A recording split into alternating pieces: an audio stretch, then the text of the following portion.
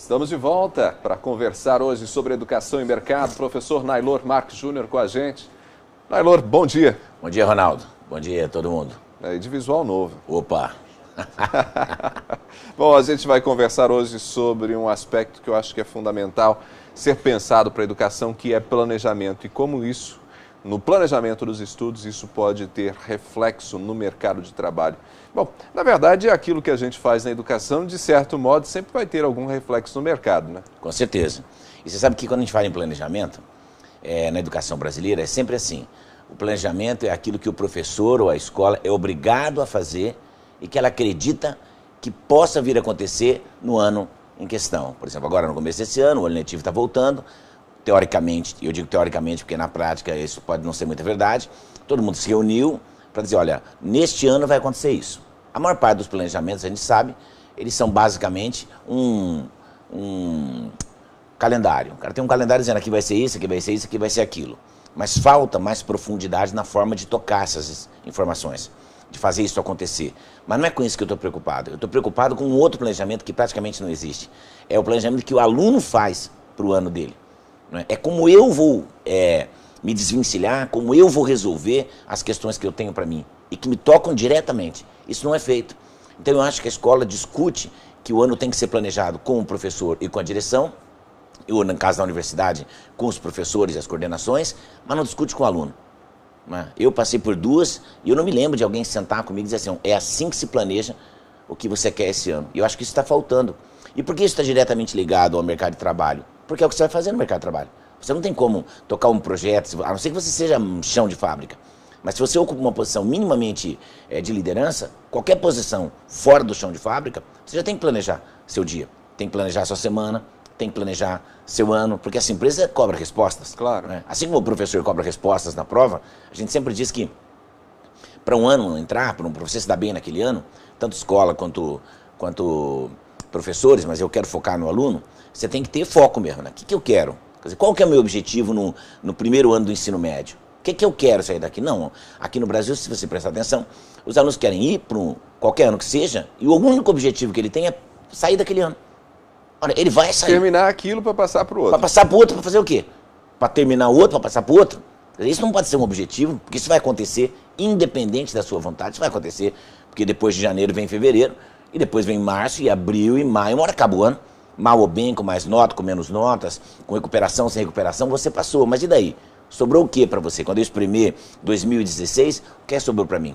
Então a minha sugestão para as pessoas, principalmente para quem já está nos níveis mais avançados, assim, do ensino médio para frente, é que a pessoa faça uma abertura e diga assim, olha, eu preciso saber quais são minhas deficiências.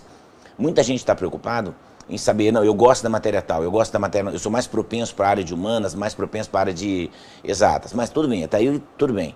O que eu quero saber é, dentro daquilo que você precisa, porque mais hora menos hora você vai prestar vestibular, dentro daquilo que você precisa, o que você não sabe?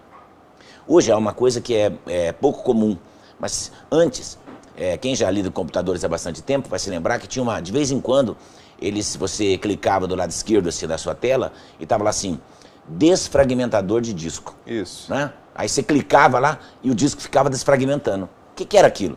Você enchia a sua memória de um monte de coisa solta e é o que acontecia. Então tinha memória, lacuna, memória, lacuna, memória, lacuna, memória, lacuna. Quando você colocava para desfragmentar, ele ia fechando aqueles espaços em branco e ia juntando. Né? Dá uma organizada. Isso, para dar má lógica, para que uma memória pudesse conversar com a outra e para sobrar um espação, né, limpo para saber quanto mais memória você podia colocar ali. Eu diria que planejar estudos é um desfragmentador de disco. É você olhar um pouco e falar assim, o que eu preciso fazer? Quais são as lacunas que eu não tenho? Porque muitos alunos diziam assim para mim, professor, eu não entendo nada de barroco. Entende nada? Pô, deu uma aula inteira de barroco, uma semana inteira de barroco, você não entendeu nada, entendi nada. Bom, então vamos começar. Olha, a palavra barroco, a origem da palavra, o cara, não, a origem eu sei. Mas você falou que eu não entendia nada. Então você já tem um elemento ali. Eu não entendia nada. Né? Aí fala assim, ó, o barroco aqui no Brasil, ele aparece basicamente nesse período. Né? Século XVII, comecinho do século... Não, isso eu sei. Não, peraí, você falou pra mim que não sabia nada. Não é? Agora esse é o problema. E por que ele diz eu não sei nada? Porque ele realmente não tem consciência daquilo que ele não sabe. E se ele não tem consciência daquilo que ele não sabe, como vai avançar? Não é? Porque eu só posso aprender aquilo que eu tenho consciência de que eu não sei. né? Então, barroco é um pedaço da literatura, mas mesmo o barroco é bastante complexo. Eu tenho que saber dentro do barroco onde é que eu estou enroscando. Porque quando eu for estudar, eu sei que aquela lacuna eu tenho que fechar. Eu tenho que desfragmentar aquele disco. Porque eu nunca vou conseguir colocar outros movimentos literários ali, ou histórias, ou o que quer que seja, se aquele buraco ficar ali. Porque pode ser que nesse momento não faça falta. Mas lá na frente, eu vou ter que acessar uma informação que eu não tenho aqui atrás. Ela tá, e às vezes, se você deixar seguir, que é o que acontece na educação, ele leva tantos buracos, porque quando ele para juntar os buracos, que é o que acontece aqui no Brasil nos cursinhos pré-vestibulares, que seria a transição, que não tem como você ser empurrado, do ensino médio para a universidade, o que acontece? É um poço, é um abismo de assombro. Então você vê uma pessoa ter feito 11 anos e não sabe quase nada de gramática. 11 anos e não sabe quase nada de língua portuguesa, de matemática, de tudo, que é o que vocês estavam falando numa reportagem hoje aqui. O aluno chega lá, que aluno chegou? Aí o que acontece? Um cursinho pré-vestibular vai ter que refazer, meio que no torniquete, os 11 anos de escola. E 12. É um torniquete.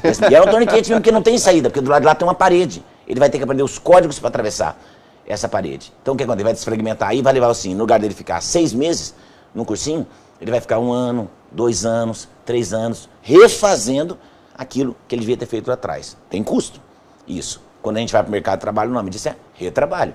E retrabalho também tem custo. E nem toda empresa está preparada para manter aquele funcionário trabalhando 1 ano, 2 anos, 3 anos, 4 anos para aprender alguma coisa que ele disse que sabia quando entrou ali. Então, por isso que eu acho o planejamento uma coisa importante. Nailor, mas esse planejamento, ele visa criar um hábito de estudo, né? Sim. Porque não adianta você planejar e também não criar o hábito, porque o estudo, ele implica diretamente em você ter um hábito de determinada hora do dia você dedicar àquilo, você Sim. tem que ter ali uma rotina para isso, né? Sabe, Ronaldo, quando eu fiz minha formação de coaching, uma coisa a gente aprendeu, isso ficou muito marcado em mim, eu uso bastante nos meus processos, quando eu faço coaching de carreira, eu sempre falo uma coisa. Uma das siglinhas, aquelas siglas americanas que nesses cursos americanos eles adoram fazer a gente ficar decorando sigla e que contém uma série de significados. Uma delas a gente brincava e chamava de teoria americana da fazenda, porque farm em inglês é fazenda e aquilo é uma sigla e é exatamente isso que você disse. F é foco. O que é que isso vale para todo mundo que está nos ouvindo aqui? F é foco. O que é que você quer? O que é que você quer com seus estudos? Estou estudando para quê? Ah, não, eu estou estudando, depois que eu me formar eu vejo. Isso não é foco? Isso não é foco? Depois que eu me formar eu vejo o quê? Ação. Não é? Eu sei que eu tenho de fazer isso e vou fazer.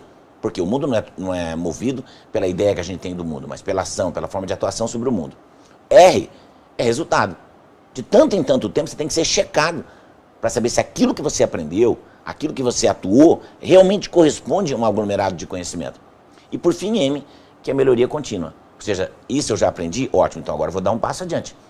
Né? E isso é um círculo, não volta nunca mais. Então, por isso que F-A-R-M forma farm, não é? Foco, ação, resultado, melhoria contínua. Essa que é a ideia. A ideia da melhoria contínua é, eu aprendo sempre, mas eu aprendo um pouco de cada vez. Né? Só que sempre, essa é a lógica. Tem gente que acha que vai sair e vai ficar 20 horas estudando e em 2 semanas vai aprender tudo. Pode ser até que existam pessoas assim, mas a maior parte de nós não é. Vai demorar bastante tempo, melhor menos tempo por dia, mas é a frequência que faz com que você ganhe aquele conhecimento. E no trabalho é exatamente a mesma coisa. Precisa, e me parece que o próprio mercado requer isso, cada vez mais autonomia, né? Com certeza. Por quê? Porque você imagina que a coisa mais... Hoje em dia, nós estamos acabando, as empresas grandes estão acabando com aquela cadeia hierárquica enorme, porque está caro. Não é? Eu não tenho condição de colocar para cada empregado um chefe. Né? E nós chegamos a um ponto no Brasil que era assim, 2, 3, chão de fábrica, um supervisor. 2, 3, um supervisor. 2, 3, não dá. Né? Aí aquele supervisor mandando o sujeito fazer aquilo que ele foi pago para fazer. Não dá. Então o que está acontecendo? A base da pirâmide está sendo enxuta. Né? A pirâmide foi tirada uma fatia. Né? Então o que acontece? Eu tenho 3 ou 4 operadores trabalhando por 8 ou 9. Não é? Então se eu mantivesse o mesmo número de supervisores, já seria 1 para 9 e não 1 para 3. Só que acontece o seguinte, eles juntaram 2 funções distintas. E esse supervisor também tem que ser mais múltiplo. Não é? Então de modo que esse supervisor que fazia com 3, agora tem que fazer com 16, tem que fazer com 18. Não é? E aí acima dele tinha um gerente, que gerenciava 10, 15 pessoas e que agora vai gerenciar 40 ou 50. E acima dele tinha um superintendente que estava acostumado a lidar com 200 pessoas e agora vai dar com 600. É assim, toda a cadeia de comando está sendo cortada. Então todo mundo tem que ter mais consciência de que tem que saber fazer mais coisas, tem que atuar em mais áreas, com muito mais segurança. Eu não posso ficar ensinando todo dia você a fazer aquilo que você é pago para fazer.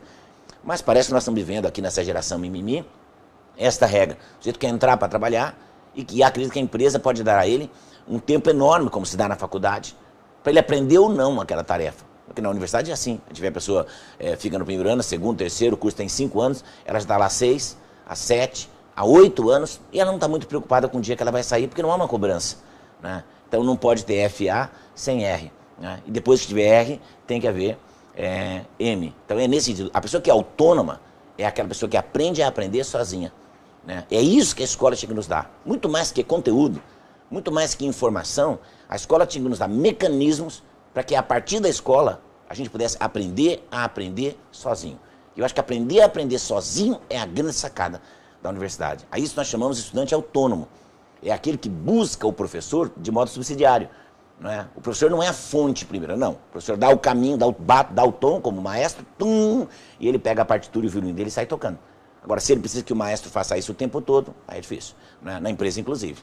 Né? E se na escola o professor não pode mandar o aluno embora, na empresa pode e manda. Só para concluir, Nailor, o que me impressiona é que muitas vezes, até mesmo os educadores, os professores, que pedem essa autonomia dos estudantes, não encontram, por parte dos próprios estudantes, às vezes muito apoio, entendem que esse professor está ali meio fora da casinha ou não quer, inclusive, trabalhar. Sim, e na verdade, porque é cômodo do jeito que está, que o professor fale, o aluno escute. É cômodo isso, que o professor não delegue tarefas para esse aluno. E é cômodo dos dois lados, porque também alunos que pensam mais livremente, alunos que efetivamente são autônomos, tendem a incomodar mais também esse processo. É aquele aluno que consegue vir para você e falar assim, ó, tem que fazer isso, ele vai dizer, professor, eu tenho uma opinião sobre isso, não é? Eu gostaria de saber se bababá. Pode ser que a opinião dele não seja a melhor do mundo, mas você vê que ele está começando a querer construir. E aí o professor tem que dizer, baseado em que veio essa sua opinião? Não é? Não para ele ter uma opinião, porque qualquer otário pode ter uma opinião. Mas a grande questão é baseado em quê? De onde se tirou essa ideia? Ó, eu estava lendo fulano de tal e tal. E aí você vai sabendo se ele é autônomo ou não. Se ele fez mesmo uma pesquisa para fundamentar aquela teoria, não é só a opinião de uma conversa que ele ouviu na casa da namorada. Não é? Eu acho que isso que é a diferença. Agora, os professores têm que medir isso. Não é? Tem que medir a temperatura dessa conversa e tem que ir instruindo, para que em qualquer ambiente ele possa se dar bem numa discussão assim. Aí a gente vai saber que é uma pessoa que cresceu, que tanto sabe falar, dar a sua opinião, quanto ouvir a do professor. E seguir um caminho que é um pouco mais duro do que o caminho só do aluno. Não é? Nailor, valeu pela conversa. Muito obrigado. Nailor Marques Júnior conversou com a gente sobre educação e mercado.